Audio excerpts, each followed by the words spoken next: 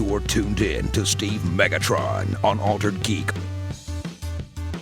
Hello and welcome to Altered Geek. I'm your host, Steve Megatron Phillips, and joining me in this episode is... TF2 and Mike. Hello. So yes, we are back, and TF2 and Mike is back. I'm medically and clinically dead at this point. He murdered himself. Yeah, I don't understand this. I've had tension and migraine headaches all my life, as far as back as my teen years. But for the last 2 weeks, I have had the only time I don't have a headache is when I'm asleep. Sometimes it gets worse, sometimes it gets better, but it doesn't go away all of the time. I've cut out caffeine. I've done this, I've done that. I don't know, like every little bit, like I'm sitting here, almost sitting back, not even, my eyes are closed right now because I can't handle the light from the screen of my computer. I don't even have my lights on in my office right now. Like, it's just so bad. They're not good, man. No, not good at all. Nope. So, yeah, I'm suffering from sinus issues because it's so freaking hot in my house without, like, it's humid, and it's because we don't have air conditioning like the kids' room does. We managed to borrow an air conditioner from people we know, which is good for them. Sucks for the rest of us, but I'm in my basement. It's still freaking warm. So yeah, and then the other story that Mike wanted to bring up before we get to the conversation I brought up on Twitter, which is, you know, things that we enjoyed as a kid that still resonate with us now, and things that we enjoy revisiting when we need something uplifting. Saturday night, after we were getting ready to put the kids to bed, and my oldest decides that it's a good idea to do this wind-up jump. He basically uppercutted you with his head. The top of his head cold cocked me on my chin. And for like 2 days, I had this huge knot on the one side of my chin. And it looked like my chin was lopsided. And it was sort of the touch. And I like clanged my teeth together, which that side of my mouth is still a little sore, but it's getting better day by day. It was really hard to talk. Like, this is the most talking I've done all day between doing ATTF and this, and then work, and and I also did stuff for DJ that I've been trying to get to for a while, but yeah, so my jaw was hurting so bad I was having to take like painkillers, and before that I had to take muscle relaxers because I had spasms in my back and my arm from a lot of other crap with work, with having to sit there in an awkward position doing data entry and on a stupid Mac that the keyboard's not laid out how I would want it. So yeah, the whole thing, like it's still sore. Like I've got a small knot at the bottom of my chin now, but it's like almost gone, which I'm thankful for. So I'm hoping by the end of the week it's completely gone. But yeah, and it's not the first time he's hurt me like that. When he was little, he whipped a ball right at my eye. Oof. He gave me a black eye. Jesus. And he's headbutt me too in the eye socket, which just gave me a black eye too. So, what are you gonna do? It's a kid. It's a kid, yeah. So, I thought it would be a good idea to do what is something that we enjoyed as a kid that still resonates with us now, and the enjoy revisiting when we need something uplifting. Because let's face it, we all need that from time to time, and yep. Myself and Mike are no different here. That's when we resort to watch the old stuff. It feels great. So what are some shows or some movies that you enjoy going back to that you can just kind of tune out, and that you can just sit back, enjoy, and not really have to think about too much? Well, see, it's interesting because we've had this for the longest time, at least since we've had the Remote Control podcast here at GCRN. TV has always been by season, so fall to spring kind of a thing, and then summer shows, and that comes in, and mid-season shows in January and whatever until the regular shows return. And right now, as of this recording, I found on Comcast, Xfinity, whatever it's calling itself these days, a channel called H&I, Heroes and Icons, and they have this thing called The Day Shift, where they have 8 or 9 hours every day of a certain show. So right now the lineup is Mondays is Nash Bridges, Tuesdays is House with Gregory, what's his name, or Hugh Laurie. Wednesdays is Jag, Thursdays is something else, and then Fridays is Numbers from 2005. On the weekends, they run other programming, and they're about to start up this weekend, I think it is, The Pretender with Michael Weiss from the mid to late 90s. I haven't seen that show since then, so that's going to be something interesting to go back and rewatch because I always enjoyed that show. Things I normally go back to, The Shield from FX, Person of Interest from CBS. I really dig that show. There's a bunch of other stuff, like obviously the original Knight Rider and Airwolf and the A-Team and all of that. I try to catch a few of the new shows. One new show, it's only 10 episodes. It was a mid-season show, so you may or may not like it. I don't know. It was called Reverie. Basically about people being stuck in this virtual reality program kind of a thing, and it took a really cool, interesting, strange turn at the end. So it's kind of cool. As I said over on the ATTF episode we just recorded, in the last 5 years, I think I've gone back and rewatched Beast Machines 7 different times. This last time that I did it, I just kind of skipped through certain episodes, but absolutely love watching Beast Machines back. I like both Beast Wars and Beast Machines, but I don't know. I like Beast Machines a little more. Other stuff that I've gone back and watched that isn't for a podcast or anything. I don't know. There really isn't much that, at least this summer, that I've actively gone back and watched over and over again. When it comes to movies, it just depends on what I'm in the mood for. I'll say this. We have a subscription to the Starz premium channel on our cable package. They have ran Tron Classic like 14 different times in the last 2 weeks. Now, when Tron Legacy came out, I had in 2011 or 2010 or whenever that was, I had never seen the original. The original came out in 1982. I was 2 years old. It never actually hit my radar when I was a kid growing up, growing into my teenage years, into my young adult years, and now I'm an old man. So I wanted to see it before I went to go see Tron Legacy. So I finally saw it through 9 different parts on YouTube. The fact that I've seen it 4 different times in the last month and a half on Starz is just crazy to me. See, I saw the original back in the 90s. Mm-hmm. Because my stepdad had the VHS tape. Mm. And he's like, you like Star Trek, you like Star Wars, here, try this. And we watched it, and I was like, okay. I mean, it was a little tough to watch,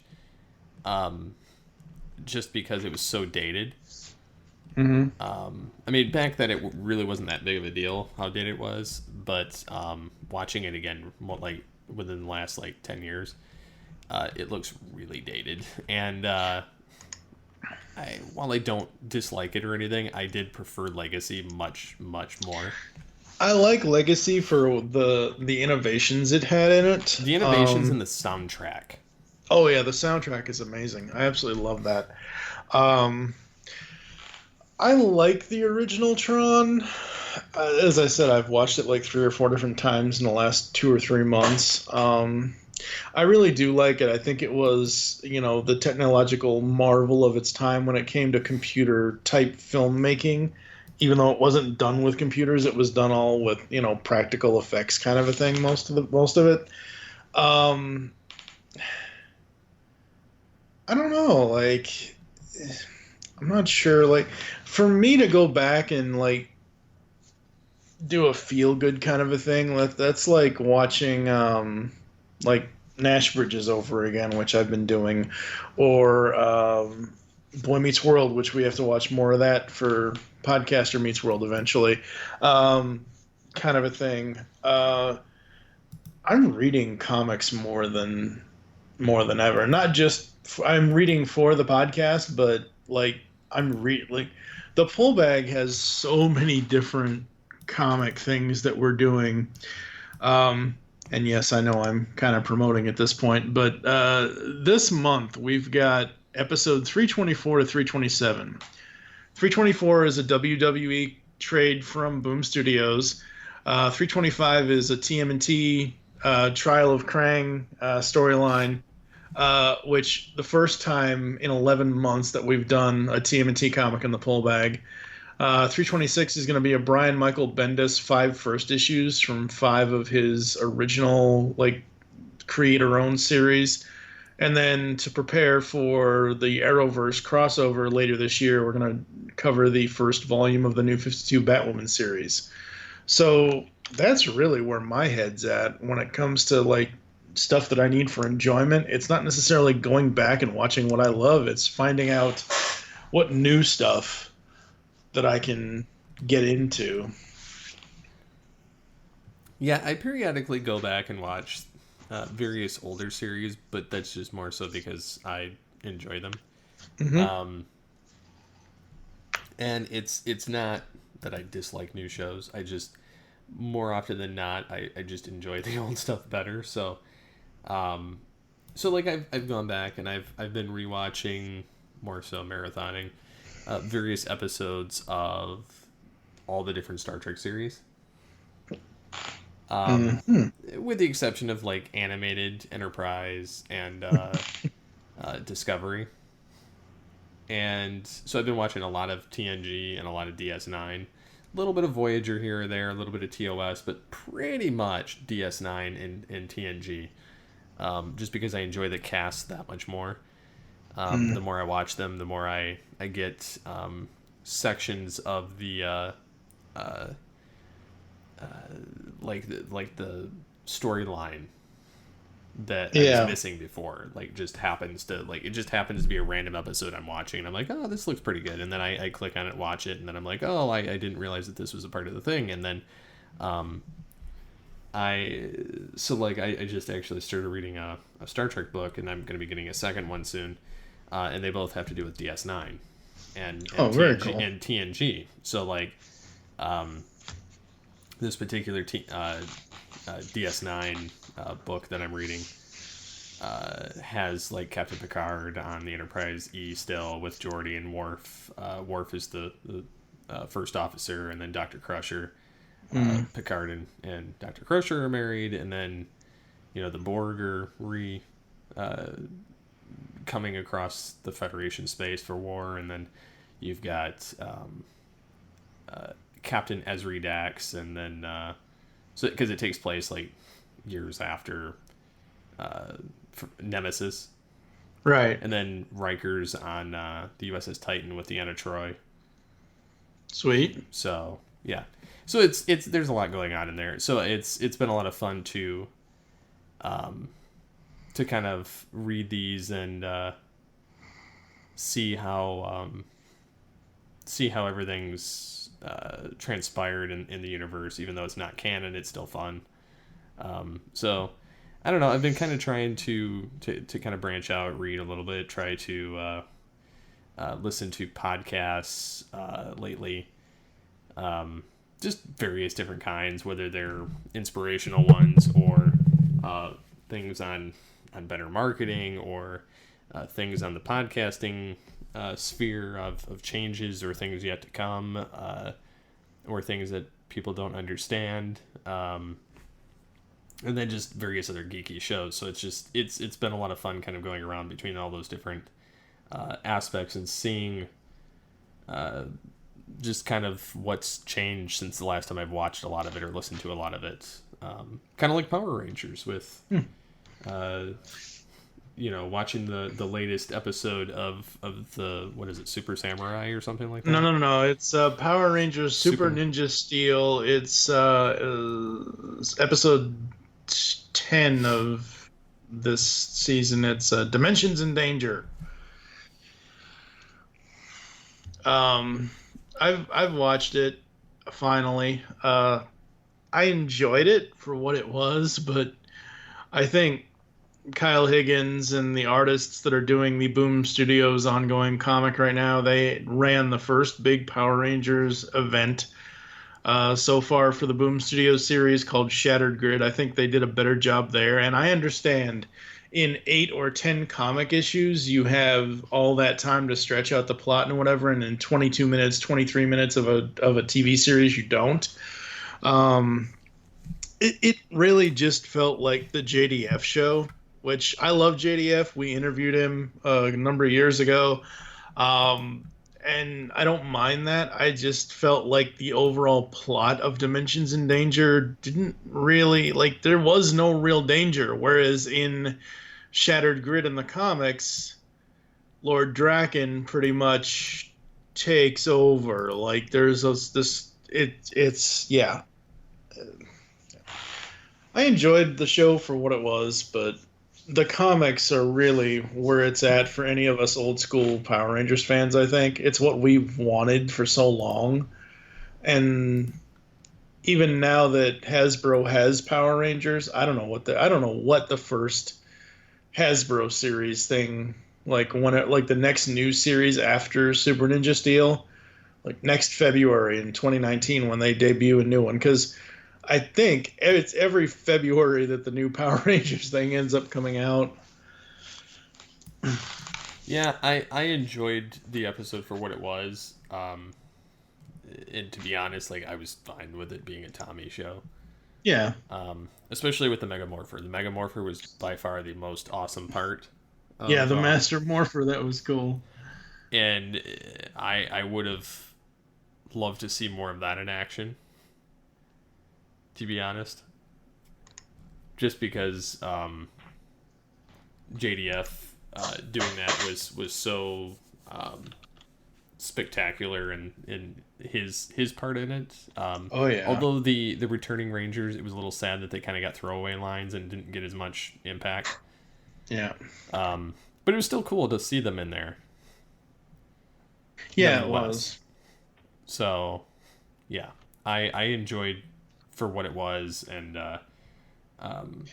it definitely was better than that Super Megaforce episode where he's like, hey guys, and then you get to see like a bunch of the same Rangers that have shown up before. What was it, Time Force Red, and then Turbo Blue, or In Space Blue, or whatever. Yep. I like it when they show up. It was Wes, it was TJ, Rocky was there. Rocky was the Red Ranger after Jason, Trini, and Zach went off to wherever it was, their peacekeeping thing. Which is funny because in Forever Red you get to see Jason return. Yep. Even though he didn't technically have the power anymore. Well, I mean, they don't all and that was the one cool thing about the way that Kyle has written Shattered Grid, was that everyone still has some power. Like, the morphing grid doesn't really go away, so yeah,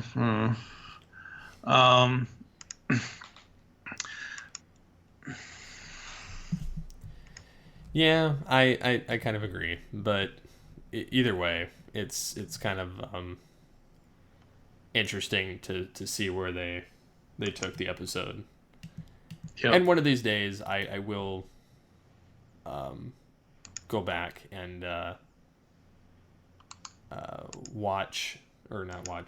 read the Shattered Grid. Mm-hmm. Yeah, I'm telling you right now, folks, and I'm telling Steve as well, like, it's not just Shattered Grid, it's the whole series. It is so good, from, like, from everything that I've read to this point, it's so good. It really, really is. Um, yep. Yep. So, is there anything that you would recommend to people as something that you would revisit if you wanted something, I don't know, funny and uplifting? Um, mm, I'm trying to think. I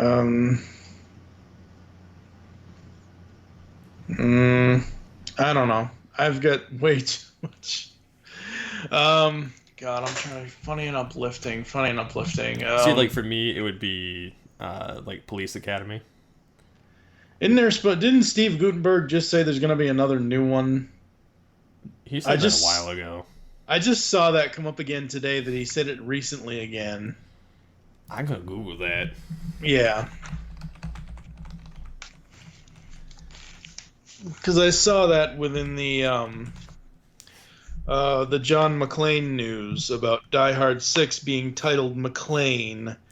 And supposedly the film storyline will be both old John and a younger John as well. So, yeah, I don't know if I get behind that whole thing of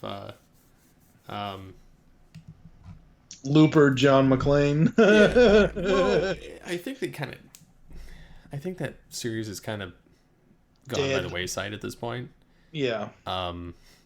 I know that, I mean, they said that he's going to return for the movie titled McClane, which is, to be the sixth film, very different. And it's dropping the unofficial Die Hard Year One working title. Producer Lorenzo Di Bonaventura revealed the official title of the project and will serve as both prequel and sequel and bring back Bruce Willis. So basically they're going to do serve a story that takes place in his early years, the NYPD, with a younger actor in the role, and then the current time period for the character. And so it's going to be basically something that he probably botched way back when, and then he's having to clean up his own mess when he's in current time. So they're saying that it's going to be set in 1979, same as what they kind of mentioned previously. Much like the Die Hard Year One comic produced by Boom Studios in 2009. Yep. Which I was unaware there was a comic of it, but that's interesting. And then there's no official word on any of it yet, or which franchise characters will appear, because the recent one in 2013, A Good Day to Die Hard, only got 300 million worldwide, and 67 million in the US, and terrible reviews because it was basically not a Die Hard movie. Yeah. They should have done Olympus Has Fallen. Yeah, they should have. And just called that Die Hard. And because basically that's what it was. And they could have done anything with that. That other film, A Good Day to Die Hard, which was just terrible. Terrible. So yeah, the thing about Gutenberg, who's around the same age as Bruce Willis, I believe. Could be wrong. I think Bruce Willis is older. But Gutenberg played Cadet Kerry Mahoney in the original one, and then became like detective or something like that. And then he bailed after the fourth film, and then they replaced him with somebody else who was just not as good in the role. And so they did the Mission to Moscow, which was the last movie in the franchise, which was in '94, but he wasn't in those last three. Yeah, Gutenberg says the next police academy is coming. No details yet, but it is in the gift bag being readied, which they've been saying that for 10 years now. Probably. I mean, and then there's not that many people that are left at this point alive on the cast. You have Kim Cattrall, you have Michael Winslow, you have G.W. Bailey, who is He's still alive? Yeah, I was surprised he's still alive. He's 74. Wow. Yeah, he's funny enough, and Michael Winslow obviously still around. Yeah, obviously. He's just for fun, here, because we're talking about Police Academy and the fact that it's got 39% rotten on Rotten Tomatoes, which I'm sorry, Rotten Tomatoes, but I don't care about you. So we have Gutenberg, we have Cottrell, we have G.W. Bailey. Bubba Smith, I believe, is dead. Yep. Obviously, Commandant Lassard is dead, which is George Gaines. Yep. Tackleberry's dead. Aw. I'm pretty sure Tackleberry's dead. That was David Graff. Yeah, he died in 2001 at the age of 50, which was kind of unfortunate. He was in all the Police Academy movies, which he'll be missed in the series.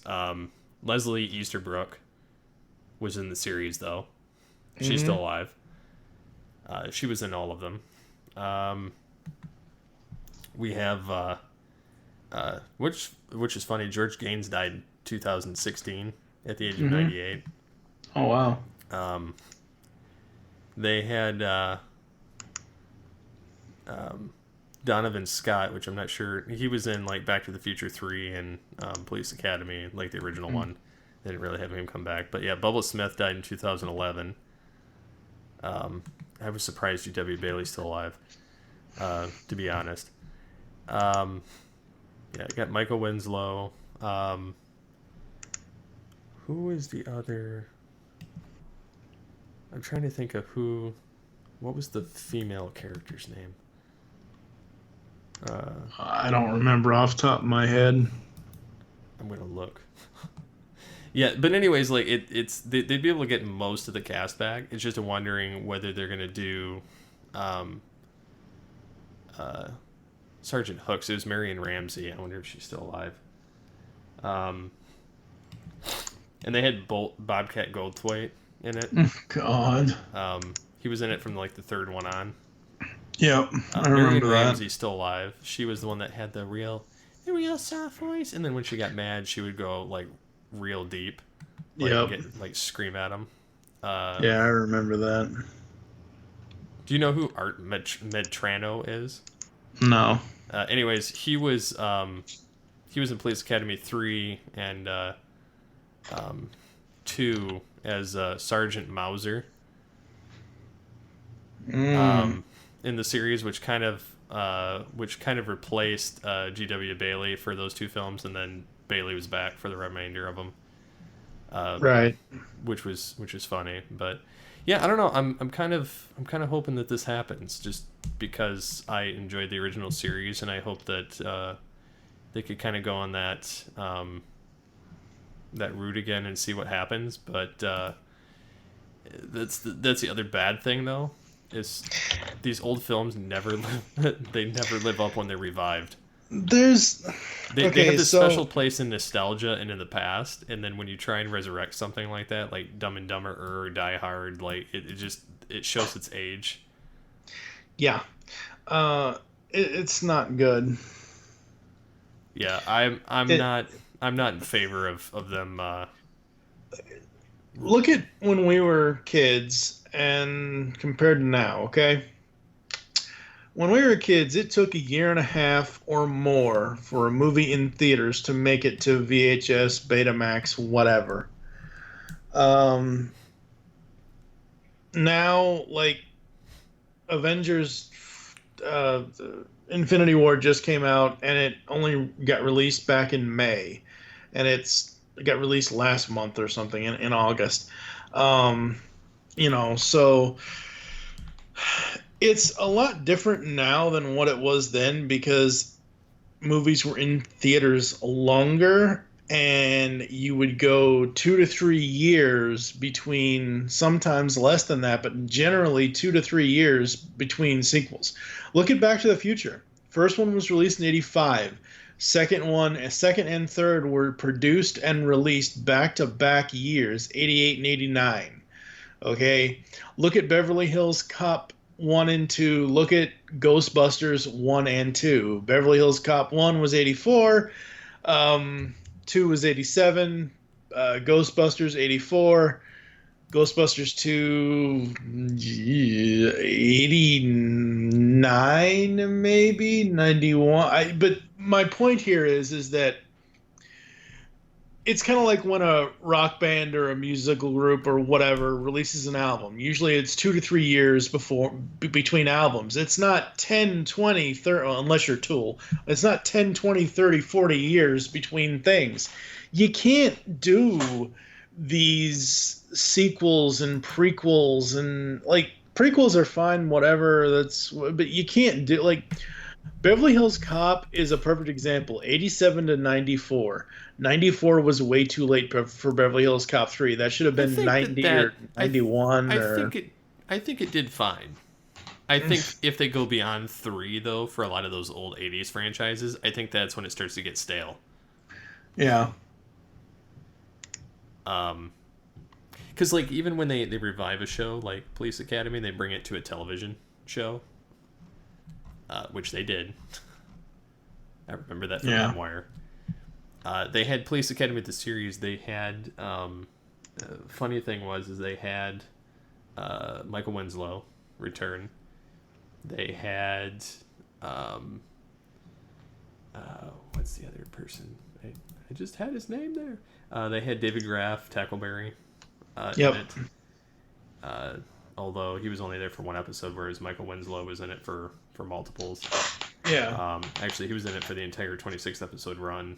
And then they had various other characters from the film franchise, like Mauser, like Eric, Commandant Lassard, and various other characters from the film show up from time to time for an episode. Hightower showed up.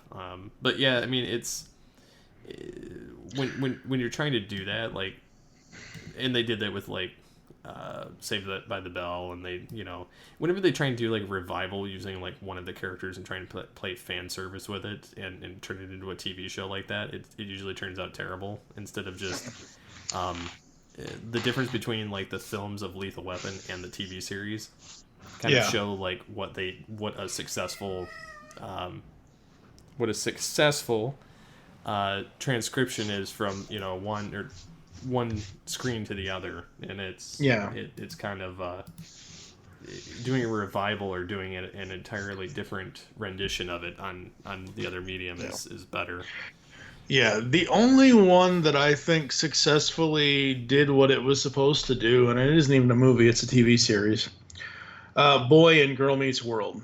Girl Meets World successfully brought back the Boy Meets World franchise characters, but focusing on, obviously, the offspring of Cory and Topanga and that kind of thing and whatever else, creating its own lessons in today's, society. I don't know. I don't need another Police Academy anything at this point. Like, the first 2 or 3, 4 movies are fine. The first 4 movies were actually really good. It's after the 4th one it started to tank. Yeah. When you start going out of your home country for the movie, that's when it starts hitting rock bottom. I mean, Transformers did the same thing. And but you've hit rock bottom when you're going from like Police Academy to like other films and TV series, and then you end up going into things like Lava-Lantula, Sharknado 4. I'm speaking of Steve Guttenberg and a majority of the or Two Lava, Two Lantula, all sci-fi original movies. He plays like an army colonel in the films, Colton West, and Michael Winslow's in it as his friend Marty, and then Marion Ramsey, who was the quiet female police officer. She plays Teddy, and then Leslie Easterbrook plays Doris. And it's funny because those 4 were in a lot of the Police Academy films together, and then they were in these multiple movies together, which just makes it hilarious. Or you get like David Hasselhoff in something like the Sharknado as well, and then you get Two Lava, Two Lantula, and you get Michael Winslow again with Steve Guttenberg, which are the only 2 from the or no, then you get the other ones back for that too. So I mean, it's just, you hit rock bottom when that's kind of the way that you have to go for. You've hit rock bottom in 2004 and 2005 when you have to play Nick in Single Santa Seeks Mrs. Claus, and then in 2005, the sequel to that, Meet the Santas. It was a Hallmark Channel movie. Wow. Yeah, it wasn't that bad. I mean, whatever. It's Hallmark Channel. What are you gonna do? But I mean, when Mahoney has to play Santa's son, all bets are off.